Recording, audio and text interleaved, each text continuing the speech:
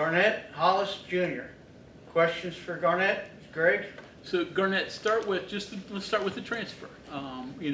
Probably a tough decision. Why did you want to do it, and ultimately, why West Virginia? I think just being at Northwestern for the 4 years that I was, I was just ready for a change. I got my degree, and I kind of did everything that I wanted to, in that program. And, for my last year, I wanted to get everything that I could out of college football. Coming to West Virginia, they have the fan base, they had the record, the winning record. They had a lot of players coming back that were key players, and they got a good culture over here. So, being able to talk to Coach Cod and Coach Shadon and Drew throughout the portal, they kind of just showed the initiative that I was looking for. I wanted to feel like I was wanted for another program. So, having conversations with them every day and getting that feel for them, it only felt it felt right. How have you adapted both on the field and off the field to WVU? It's been a smooth transition. I feel like the players really accepted me when I first got here, so that made it a lot easier. And then I also had one of my former teammates come with me as well. So, the transition was a lot easier than, me going somewhere where I didn't know anybody.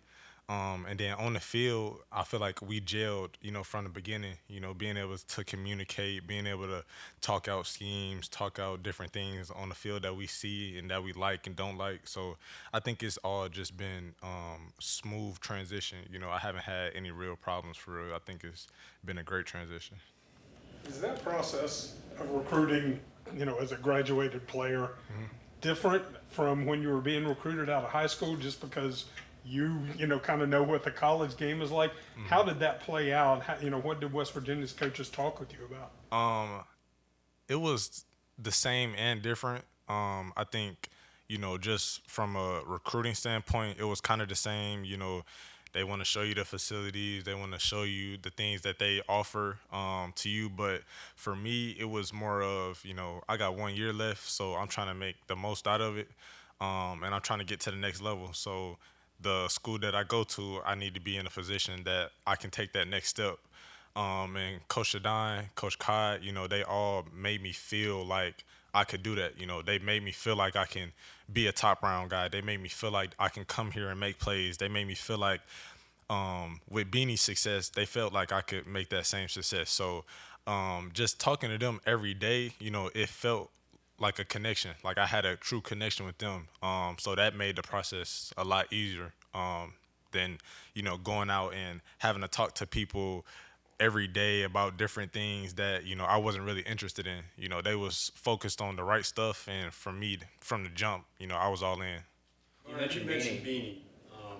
How much of a role did that play in you making the decision going from the Big Ten to a different conference? Talk about that a little bit. He definitely played a big role, and I was able to talk to him in the process a little bit, and he just kind of like just seeing the process and him going from Big 10 to Big 12 and seeing his stats and the plays that he made, the transition that he made, it was kind of night and day. And me, I only had 37 targets last year in the Big 10, but he had 24 PBUs. So you can see the difference of, how many times he was targeted more than me. So, being able to get all of that information and see the technique that Coach Shadon implements and seeing it work, it was a really a no-brainer, to be behind a consistent All-American and, try to replace him. I was up for the challenge. It was something I was looking forward to. All that information was right out there in front of you, right? Yeah, no, it was definitely right out there in front of me, and then I just kind of took that and, just ran with it.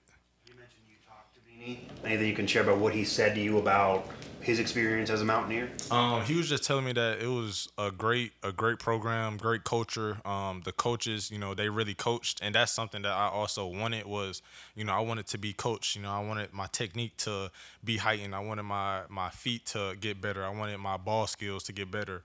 And he kind of just told me all of those things were true. That you can kind of get lost in what coaches tell you and what you really believe and how it really is in the program. So him kind of solidifying that information is something that I didn't take for granted at all. Kind of a two-parter for you.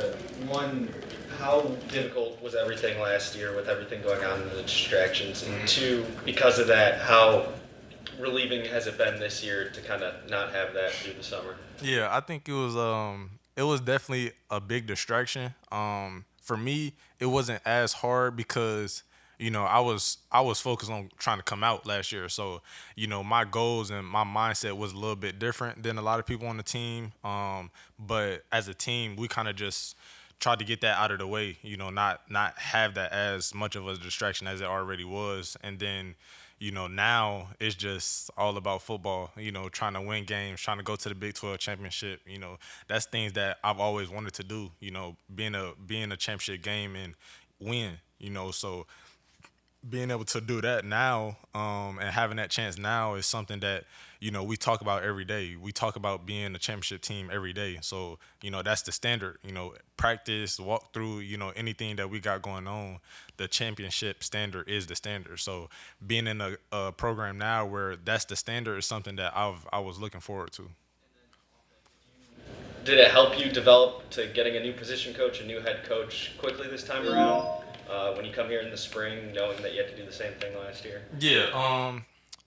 I mean, I was ready to adjust. I didn't really have too much of a worry, going from a different position coach. I didn't had a couple different position coaches throughout my career. So, that's not one thing that I was really too worried about. But I knew it was going to be an adjustment, just like everything. But, I think the adjustment was a lot easier because I had an actual connection with them. So, it made it easier to listen to what they said and seeing Beanie's success last year. So, it wasn't too hard of an adjustment. I would say. Garnett, being a player at Northwestern, and it just seems like on the outside there's this stigma of it's like these really smart kids who get to play football, and they're academics and not athletes so much. You're smiling. That's good. I was worried. Yeah. Does that must bug you guys over there and be powerful? But like life in that program, what is like day to day? What are you working with when it comes to talent? All the other responsibilities you have as well. I think, when you're a player like me, and then you got other players over there where football is number one, but you gotta have the school aspect too. It can kind of get a little bit annoying, being called like the smart kids and all the little stigma around being a Northwestern student. But for me, it was just about being the best that I can on the field and taking advantage of the school. Yes, and it was hard. Don't get me wrong, but I think me focusing on football allowed me to do good in the classroom. I was focused so much on football that the classroom, it kind of came second nature, because you gotta do both at all times. So I think that aspect of just being a football player and being a student is something that the whole team over there, they kind of had that whole mindset of we here to play football first. We all came as football players. Just to go back to just the nature of last season too, it ends up really well. You guys get hot at the end, but how hard was it just to get that rocker over the top? Because you had some close games that just went the wrong way. There was probably some one-sided games in there too. It had to seem hard to envision like an 8-14-5 season, right? Was it 8-5. Could you ever see that at the end when it started so crazy in July? I feel like we had the talent to do it.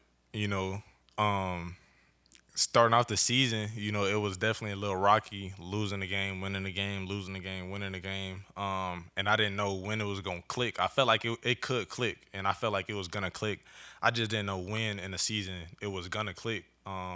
But then in that back half, that back stretch of the season, that's when we really started clicking for it. And that's when you need it, championships. And that's won all in November. So we had our best half of the season, best quarter of the season in November. And that kind of led us going to that Vegas Bowl. And, we had so much confidence going into that game that, we came out on top and finished the season the right way. To what extent what you first answered as far as playing at Northwestern.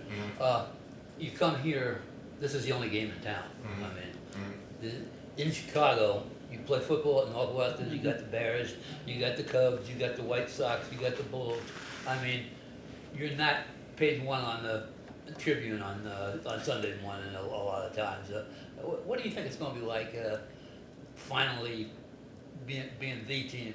Yeah, I mean that was one thing that I was excited about. You know, I wanted to be in a college town. You know, coming out the portal, that's one thing that I kind of wanted was because I never got that at Northwestern.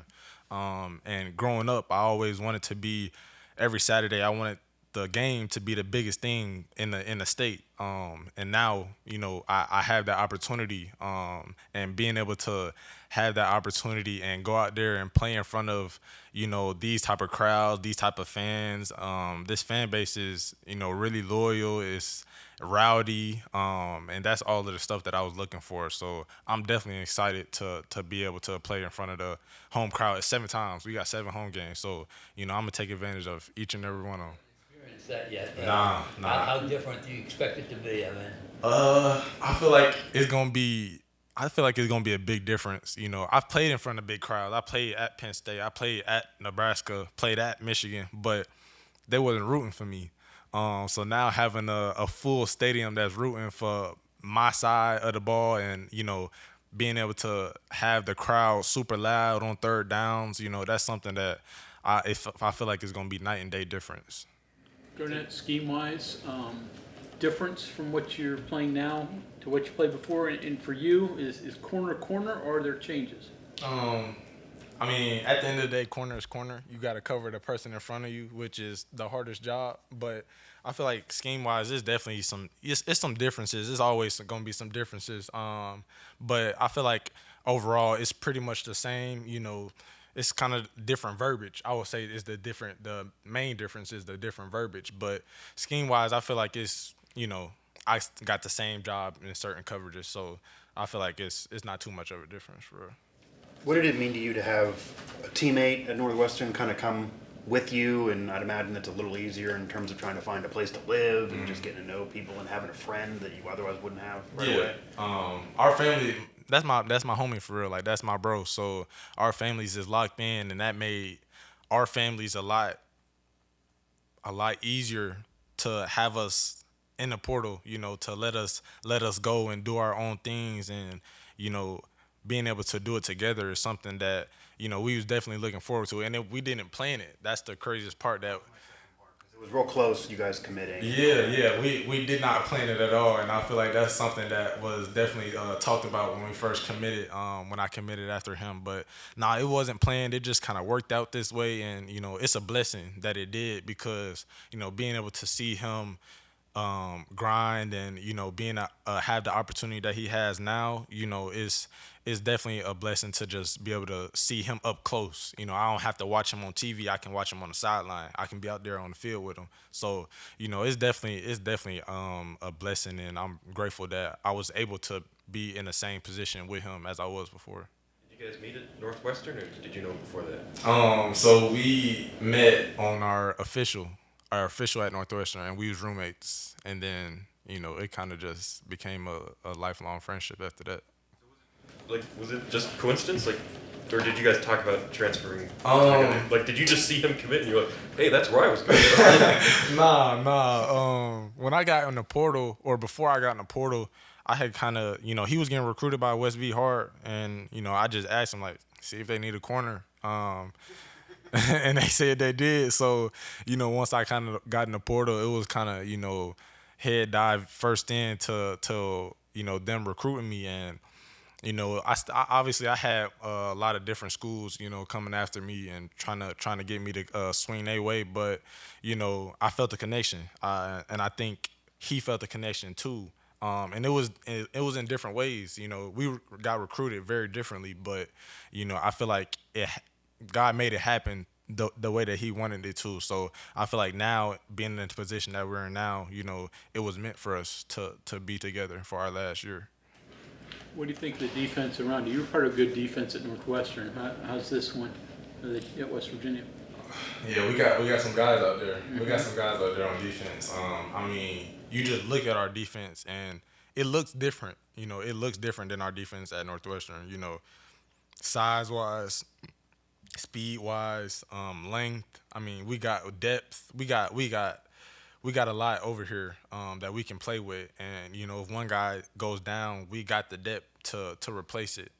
And then we got the speed to run sideline to sideline. You know, in the back end, we got the guys that can cover the long ball and the short ball. We got linebackers that can come up and make tackles. And so, you know, I'm excited to play with this defense. You know, I'm super excited because in practice we show it every day that we got a defense that can be a top 25 defense. So, you know, August 31st is going to be our first test, and I think we're going to be prepared for it.